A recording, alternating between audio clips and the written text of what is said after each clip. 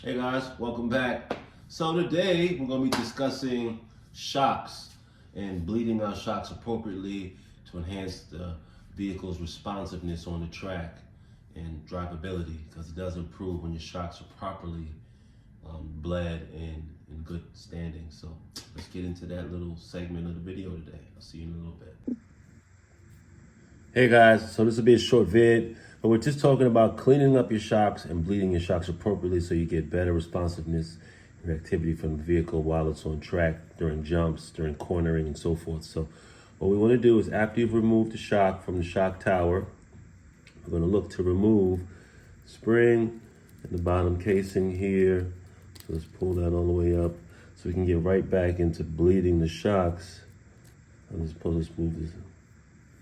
And so what we want to do first is kind of just, wipe it down, get rid of any of the residue. This also is done after you filled your shocks, right? So you go through the normal process of selecting your shock weights, oils and such, and filling your shock appropriately, getting those air bubbles out.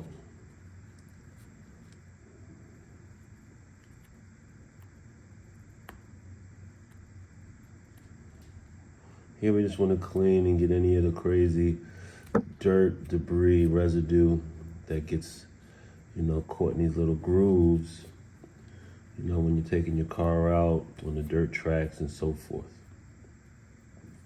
All these little grains of dirt and pebble can add a lot of resistance and lock your stuff up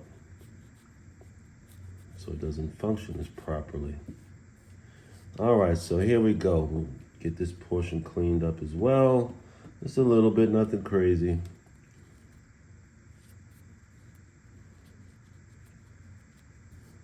If you've got new shocks, those are even better. Mine have been on the track a bit. Trying to spiff them up and get them looking new again. All right, so what we want to look for when we're looking for shock is we want to be able to have zero rebound in the shock shaft. So what we want to do is, after we fill the shock with our fluid and we've got our bleeder cap on, we want to push the shock all the way up. And what we're looking for here is not what we see going on here. That's a bad shock, right? That we get this much rebounding. So that tells me that it's either filled with too much shock oil or there's a lot of air in that capsule there. So what we want to do is bleed this out. How? We'll get right here to the bleeder screw, and we're going to release the bleeder screw. We're going to take it out fully. And as you can see, some oil has popped out.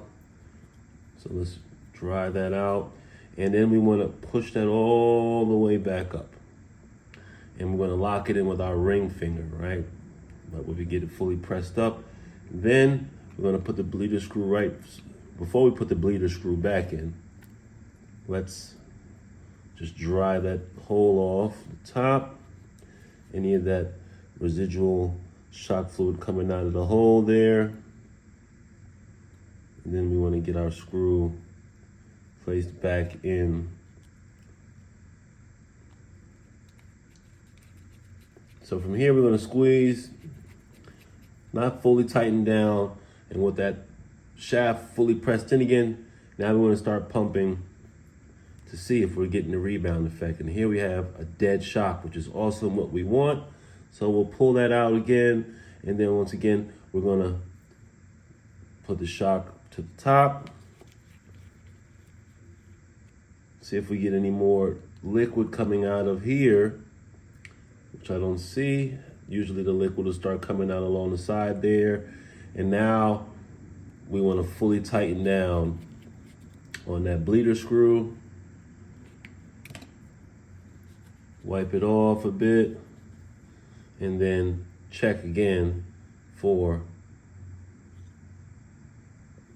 the rebound, and we don't have it anymore. So now the shock is good, it is revived, and we are ready to get this back on to the shock tower.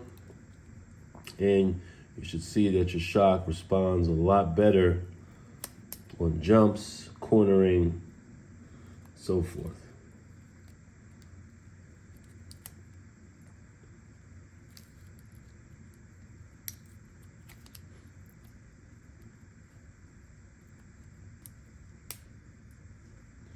Yeah, voila. So what we'll do is we'll get this placed back into the housing, and we'll do that same thing to the rest of the shocks.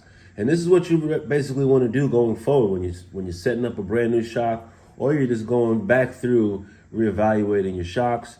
You want to always check to see if you got a dead shock in terms of that shaft being able to be pressed all the way up into the body of the shock without any rebound. And that definitely improves the performance of the shock, which enhances the responsiveness on the car, on the track. So I hope that bit of shock advice was helpful for you guys. Remember, you want to perform those little evaluations of your shocks over time, quite regularly actually. If you're racing your car a lot, maybe bi-weekly. If you're taking it out for a bash session, you know, every month or so, check in on your shocks to make sure they're functioning properly. If you found this video at all helpful, give me a solid. Drop a like, subscribe, and turn on your notification bell so you can be up to date on information like this. Who wants to be left behind in the new year? Bash hard, bash often, most importantly, bash safe. Until next time, guys.